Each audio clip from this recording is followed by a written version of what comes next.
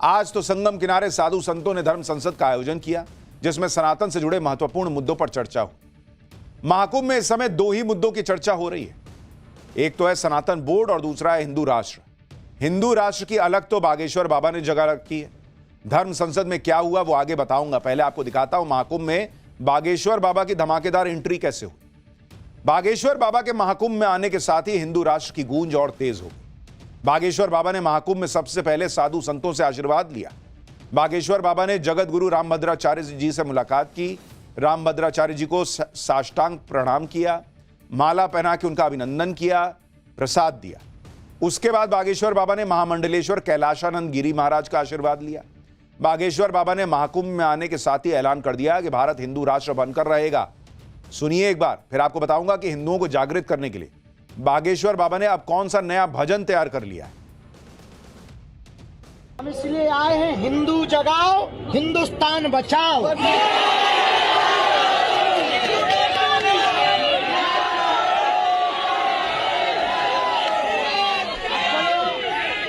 जाओ, कल मिलेंगे।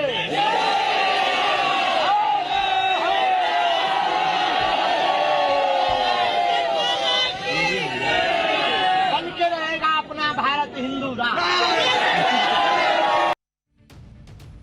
बागेश्वर बाबा हिंदू राष्ट्र की सिर्फ बात ही नहीं कर रहे। बागेश्वर बाबा ने हिंदुओं को संगठित करने और एकजुट करने के लिए पिछले साल, आपको याद होगा, यात्रा तक निकाली। तब बागेश्वर बाबा के साथ हजारों की संख्या में लोगों ने पदयात्रा में हिस्सा लिया था।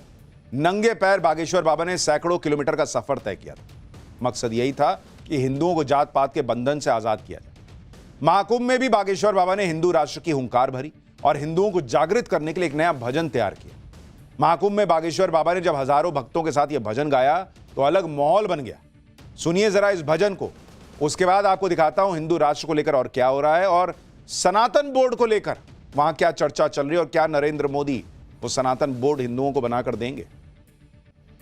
तो महाकुंभ में हिंदू राष्ट्र की चर्चा तो हो ही रही है। सनातन बोर्ड की मांग और बागेश्वर बाबा की हुंकार के बाद महाकुंभ में लोग जोश में खुलकर हिंदू राष्ट्र की बात कर रहे हैं। महाकुंभ में भक्तों ने हिंदू राष्ट्र पर क्या कहा, एक बार वो भी सुनिए। संभव है हिंदू राष्ट्र पड़ता है कि 100 करोड़ हिंदू चाह देंगे, उसी दिन हिंदू राष्ट्र बन जाएगा। जितने भी साधु संत यहाँ पर हैं वो भी ये मांग कर रहे हैं कि हिंदू राष्ट्र बना चाहिए, ऐसा। अच्छा बताइए, कितने लोग अब तक साइन कर चुके हैं? अभी तक हम लोग 3 दिन में हमने 10,000 से ऊपर साइन किए और उससे पहले 1 लाख कर चुके हैं। 1 लाख से 26 लाख का टारगेट। 26 लाख का टारगेट है। मोदी और योगी रहते नहीं बना तो कभी नहीं बन सकता। ये सब जितने सनातनी हैं सबका इसमें सहयोग है। सब संभव इसलिए ऐसे होगा कि जात पात करो विदाई, हम सब हिंदू भाई भाई। और मुख्यमंत्री महोदय कह चुके हैं कि बटोगे तो कटोगे। संत ही वो बीज जो विकसित हुआ संसार है, संत ही धर्मों का राजा, संत मूलाधार है, संत पथ कंटक भरा है, संत पथ दुर्धर्त है, साधना सबसे बड़ी जिसमें सतत संघर्ष है। मेरा हिंदुस्तान है, इनका धर्म पाकिस्तान बन चुका है ना, ऑलरेडी पाकिस्तान ले चुके हैं, तब ये हिंदुस्तान में क्यों? हमारा जितना भी हिंदू सनातन धर्म है वो सबको इकट्ठा एकजुट होना चाहिए। जब तक हमारा हिंदू एक नहीं होएगा तब तक हिंदू राष्ट्र नहीं बन सकता। और इसीलिए कहा जा रहा है कि महाकुंभ हिंदुओं की एकता का भी एक बड़ा संगम स्थल है कि भाई हिंदू एकजुट हो, आए, मिले, बात करे, तो वो जात पात की दूरी खत्म होनी चाहिए। महाकुंभ सनातन का सबसे बड़ा उत्सव है। पूरी दुनिया के हिंदुओं की आस्था का केंद्र इस समय महाकुंभ है और इसी महाकुंभ में सनातन की सबसे बड़ी संसद का भी आयोजन। वक्फ बोर्ड को खत्म करने के साथ साथ सनातन बोर्ड के गठन को लेकर भी हुंकार भरी। धर्म संसद पर कथावाचक देवकीनंदन ठाकुर ने क्या कह दिया, सुनिए जरा। अगर महाकुंभ में चल रही धर्म संसद में जो प्रस्ताव रखा गया उसमें सनातन बोर्ड की रूपरेखा भी बताई गई। प्रस्ताव के मुताबिक देश भर के मंदिरों से सरकारी नियंत्रण हटाकर सनातन बोर्ड बना दिया जाए। देश भर के हर बड़े मंदिर में गौशाला बनाई जाए। धर्मांतरण रोकने के लिए गरीब हिंदू परिवारों को आर्थिक सहायता दी जाए। सनातन हिंदुओं के दूसरे धर्म में विवाह रोकने का प्रयास किया जाए, यानी लव जिहाद रोका जाए। कथावाचक देवकीनंदन ठाकुर ने जो प्रस्ताव पेश किया है उसके मुताबिक देश के चारों शंकराचार्यों को सनातन बोर्ड का संरक्षक नियुक्त कर देना चाहिए।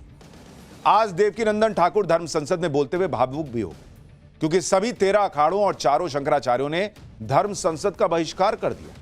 खबरें उड़ने लगी कि देवकीनंदन ठाकुर खुद सनातन बोर्ड का अध्यक्ष बनना चाहते हैं। इसका जवाब देते हुए देवकीनंदन ठाकुर भावुक हो गए, कहने लगे कि उन्होंने सनातन बोर्ड में कोई पद चाहिए ही नहीं भाई। देवकीनंदन ठाकुर क्या बता रहे हैं सुनिए। इतनी वस्तु अब सवाल यह है कि सनातन बोर्ड बनाने की मांग उठ क्यों रही और इसकी जरूरत क्यों, यह भी आपको बताता हूं। देश भर में मस्जिद, मदरसे और चर्च इस्लाम और ईसाई धर्म से जुड़ी संस्थाएं चलाती हैं और सरकार का कोई हस्तक्षेप नहीं होता। लेकिन हिंदू धर्म में ऐसा नहीं होता। हिंदू धर्म में मंदिर या धर्म से जुड़ी संस्थाओं पर सरकारी कंट्रोल है, नियंत्रण है। अलग अलग राज्यों में इसको लेकर अलग अलग नियम हैं। देश भर में हजारों ऐसे छोटे बड़े मंदिर हैं जिनके फंड से लेकर मैनेजमेंट तक सब राज्य सरकार के अधीन आता है। जैसे कि तिरुपति मंदिर का मैनेजमेंट करने वाली तिरुमला देवस्थानम भी आंध्र प्रदेश सरकार के अधीन आती है।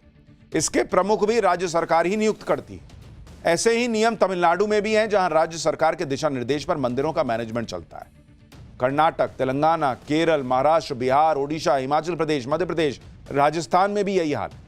यहां तक कि वैष्णो देवी मंदिर को मैनेज करने वाला वैष्णो देवी माता श्राइन बोर्ड भी जम्मू कश्मीर सरकार के नियमों से चलता है। इन नियमों की शुरुआत अंग्रेजों के समय हुई थी। अंग्रेजों ने देखा कि भाई भारत में मंदिरों से बहुत चंदा इकट्ठा हो सकता है और उसे सरकार की आमदनी का बड़ा सोर्स बनाया जा सकता है। इसलिए अंग्रेज ये नियम लेकर आए थे ताकि मंदिरों से सरकार की कमाई होती रहे। अंग्रेज चले गए, नियम यहीं छोड़ गए, उसको कोई बदल ही नहीं रहा।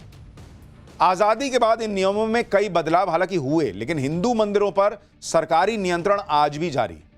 समय समय पर आरएसएस और उससे जुड़ी संस्थाएं मंदिरों को सरकारी नियंत्रण से बाहर करने की मांग करती रही। यहां तक कि आरएसएस ने तो साल 1959 में मंदिरों को सरकारी कंट्रोल से बाहर करने की डिमांड वाला एक रेजोल्यूशन भी पास किया था। और अब सनातन बोर्ड बनाने की मांग के पीछे भी यही सबसे बड़ी वजह मानी जा रही है। चाहे सनातन बोर्ड की बात हो, चाहे हिंदू राष्ट्र की बात हो, चाहे बड़े बड़े चेहरों के महाकुंभ में पहुंचने की बात हो, कुल मिलाकर महाकुंभ में आज दिन भर गजब का माहौल था। महाकुंभ की चर्चा तो हर जगह से हो ही रही है, लेकिन यह सुनकर भी अच्छा लगेगा आपको कि सनातन के इस महाआयोजन में एक चर्चा आपके शो पाठशाला की भी हो रही है। महाकुंभ पर हमारी टीम लगातार कवरेज कर रही है। इस दौरान हमें पाठशाला के बेशुमार चाहने वाले लोग मिल रहे हैं। पाठशाला के बारे में क्या कुछ लोग कह रहे हैं, क्यों हम कहते हैं कि पाठशाला महिलाएं और बच्चे तक देखते हैं, ये न्यूज का इकलौता फैमिली शो है। आप देखिए कुंभ में, महाकुंभ में भी कैसे पाठशाला की चर्चा है। सुशांत सिन्हा का हर एपिसोड मेरे दिल को छूता है। उसकी एक एक बात मेरे दिमाग में आती है और मैं तब तक सो नहीं सकती जब तक वो, अभी वो 4-5 दिन वो आए नहीं थे, मैं पागल सी हो गई थी।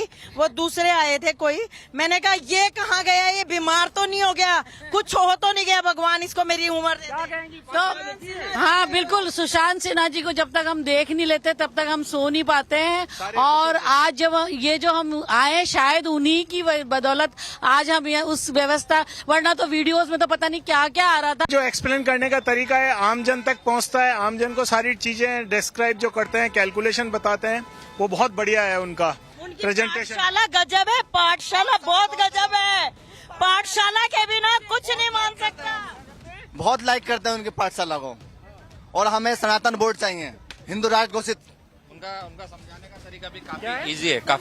काफी जब वो बोर्ड पे एक एक चीज को समझाते हैं तो वो काफी इजी। आप लोग देखते हैं? जी हाँ, हम सुशांत सिन्हा जी को देखते हैं। काफी एक तरीके से हमें काफी मोटिवेशन मिलता है।